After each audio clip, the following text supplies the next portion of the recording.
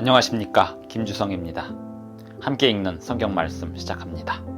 지금 읽을 말씀은 성경 출애굽기 21장입니다. 제목은 백성 앞에 세울 율례는 이러하니라. 율례란 법과 재판을 집행하는 데 필요한 법령을 말합니다. 십계명의 원칙들을 모세의 시대 상황을 적용하여 세운 규정들입니다. 어떤 사람이 종이 되면 7년째 되는 해에는 자유인이 됩니다. 사람이 사람을 고의로 죽이면 그 처벌은 사형이었습니다. 아버지나 어머니를 치는 자와 저주하는 자도 그 처벌은 사형입니다. 모세의 시대에 그 사회에서 지키고자 했던 가치관과 윤리가 무엇이고 십계명의 원칙을 그 시대 상황에서 어떻게 적용했는지 살펴볼 수 있습니다. 출애굽기 21장 1절부터 36절까지 낭독합니다. 내가 백성 앞에 세울 법규는 이러하니라. 내가 히브리 종을 사면 그는 6해 동안 섬길 것이요 7째 해에는 몸값을 물지 않고 나가 자유인이 될 것이며, 만일 그가 단신으로 왔으면 단신으로 나갈 것이요 장가들었으면 그의 아내도 그와 함께 나가려니와, 만일 상전이 그에게 아내를 주어 그의 아내가 아들이나 딸을 낳았으면 그의 아내와 그의 자식들은 상전에게 속할 것이요 그는 단신으로 나갈 것이로되, 만일 종이 분명히 말하기를 내가 상전과 내 처자를 사랑하니 나가서 자유인이 되지 않겠노라 하면 상전이 그를 데리고 재판장에게로 갈 것이요 또 그를 문이나 문설주 앞으로 데리고 가서 그것에다가 송곳으로 그의 귀를 뚫을 것이라. 그는 종신토록 그 상전을 섬기리라. 사람이 자기의 딸을 여종으로 팔았으면 그는 남종같이 나오지 못할지며, 만일 상전이 그를 기뻐하지 아니하여 상관하지 아니하면 그를 속량하게 할 것이나, 상전이 그 여자를 속인 것이 되었으니 외국인에게는 팔지 못할 것이요 만일 그를 자기 아들에게 주기로 하였으면 그를 딸같이 대우할 것이요 만일 상전이 다른 여자에게 장가들지라도 그 여자의 음식과 의복과 동침하는 것은 끊지 말 것이요 그가 이 3가지를 시행하지 아니하면 여자는 속전을 내지 않고 거저 나가게 할 것이니라. 사람을 쳐 죽인 자는 반드시 죽일 것이나, 만일 사람이 고의적으로 한 것이 아니라 나 하나님이 사람을 그의 손에 넘긴 것이면 내가 그를 위하여 한 곳을 정하리니 그 사람이 그리로 도망할 것이며, 사람이 그의 이웃을 고의로 죽였으면 너는 그를 내 제단에서라도 잡아내려 죽일지니라. 자기 아버지나 어머니를 치는 자는 반드시 죽일지니라. 사람을 납치한 자가 그 사람을 팔았든지 자기 수하에 두었든지 그를 반드시 죽일지니라. 자기의 아버지나 어머니를 저주하는 자는 반드시 죽일지니라. 사람이 서로 싸우다가 하나가 돌이나 주먹으로 그의 상대방을 쳤으나 그가 죽지 않고 자리에 누웠다가 지팡이를 짚고 일어나 걸으면 그를 친 자가 형벌은 면하되 그간의 손해를 배상하고 그가 완치되게 할 것이니라. 사람이 매로 그 남종이나 여종을 쳐서 당장에 죽으면 반드시 형벌을 받으려니와, 그가 하루나 이틀을 연명하면 형벌을 면하리니 그는 상전의 재산임이라. 사람이 서로 싸우다가 임신한 여인을 쳐서 낙태하게 하였으나 다른 해가 없으면 그 남편의 청구대로 반드시 벌금을 내되 재판장의 판결을 따라 낼 것이니라. 그러나 다른 해가 있으면 갚되 생명은 생명으로, 눈은 눈으로, 이는 이로, 손은 손으로, 발은 발로, 된 것은 된 것으로, 상하게 한 것은 상함으로, 때린 것은 때림으로 갚을지니라. 사람이 그 남종의 한 눈이나 여종의 한 눈을 쳐서 상하게 하면 그 눈에 대한 보상으로 그를 놓아줄 것이며, 그 남종의 이나 여종의 이를 쳐서 빠뜨리면 그 이에 대한 보상으로 그를 놓아줄지니라. 소가 남자나 여자를 받아서 죽이면 그 소는 반드시 돌로 쳐서 죽일 것이요 그 고기는 먹지 말 것이며, 임자는 형벌을 면하려니와, 소가 본래 받는 버릇이 있고 그 임자는 그로 말미암아 경고를 받았으되 단속하지 아니하여 남녀를 막론하고 받아 죽이면 그 소는 돌로 쳐 죽일 것이고 임자도 죽일 것이며, 만일 그에게 속죄금을 부과하면 무릇 그 명령한 것을 생명의 대가로 낼 것이요 아들을 받든지 딸을 받든지 이 법규대로 그 임자에게 행할 것이며, 소가 만일 남종이나 여종을 받으면 소 임자가 은 30세겔을 그의 상전에게 줄 것이요 소는 돌로 쳐서 죽일지니라. 사람이 구덩이를 열어두거나 구덩이를 파고 덮지 아니하므로 소나 나귀가 거기에 빠지면 그 구덩이 주인이 잘 보상하여 짐승의 임자에게 돈을 줄 것이요 죽은 것은 그가 차지할 것이니라.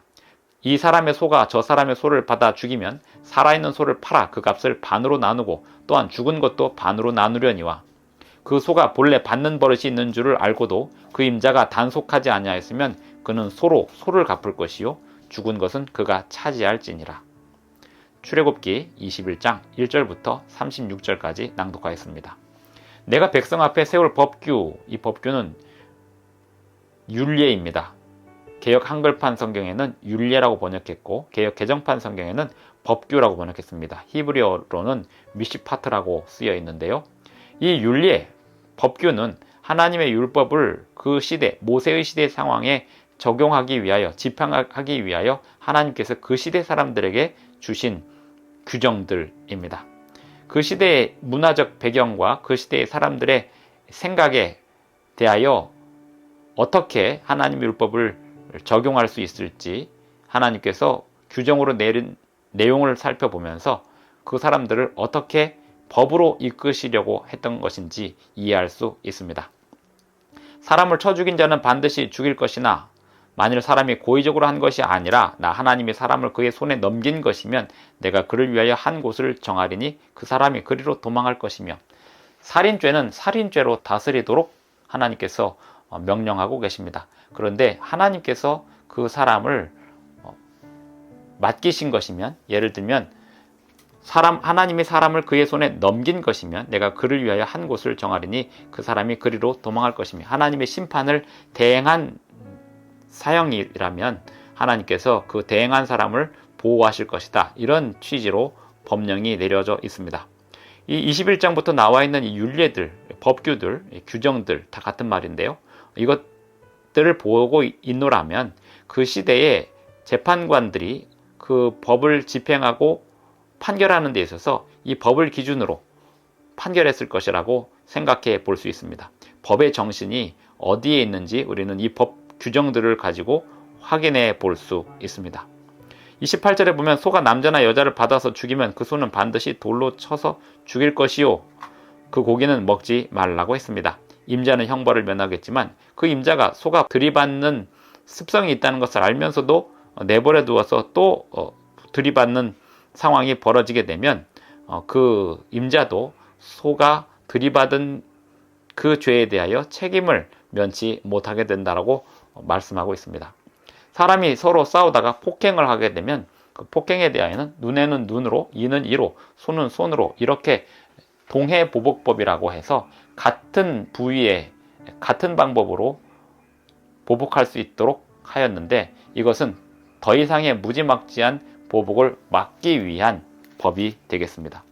21장부터 계속해서 나오는 이 율례들을 보면서 하나님께서 그 시대 문화 속에서 어떻게 하나님의 율법 계명을 적용하시려고 하셨는지, 그리고 이 법의 규정들을 사람들이 깨달으면서 어떻게 그들의 죄된 습성들을 막을 수 있었는지 확인해 볼 수 있습니다. 21장 1절에 보면 내가 백성 앞에 세울 법규는 이러하니라. 내가 히브리 종을 사면 그는 6해 동안 섬길 것이요 7째 해는 몸값을 물지 않고 나가 자유인이 될 것이며, 혹 가정 형편이 너무 어려워서 누군가의 종이 될 수 있었습니다. 그런데 그 종이 되더라도 7년째에는 자유인이 되라는 것이 그때 당시에 모세에게 주신 규정이었습니다. 사람이 누군가에게 평생 종으로 살지 않도록 한 것입니다. 자기가 스스로 선택하여서 종이 되지 않는 한 누군가에게 경제적인 문제로 평생 종으로 살지 않도록 규정하고 있습니다. 이 외에도 여러 규정들이 그 시대 문화 속에서 어떻게 그 시대의 사람들을 보호하고 서로를 해치지 않도록 하려고 했는지 자세히 엿볼 수 있습니다. 하나님의 율법은 사람과 사람이 서로 사랑하고 또 서로 해치지 않게 살아가도록 하셨습니다. 그리고 그 시대에 맞는 규정들을 주셨습니다.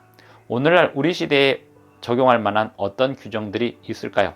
이 법의 정신을 자세히 살펴보면 하나님께서 사람들이 어떻게 서로를 대하기를 원하시는지 그 정신을, 근본 정신을 찾을 수 있을 것입니다. 기도하시겠습니다. 하늘에 계신 우리 아버지, 오늘도 우리에게 새 아침을 주셔서 감사합니다.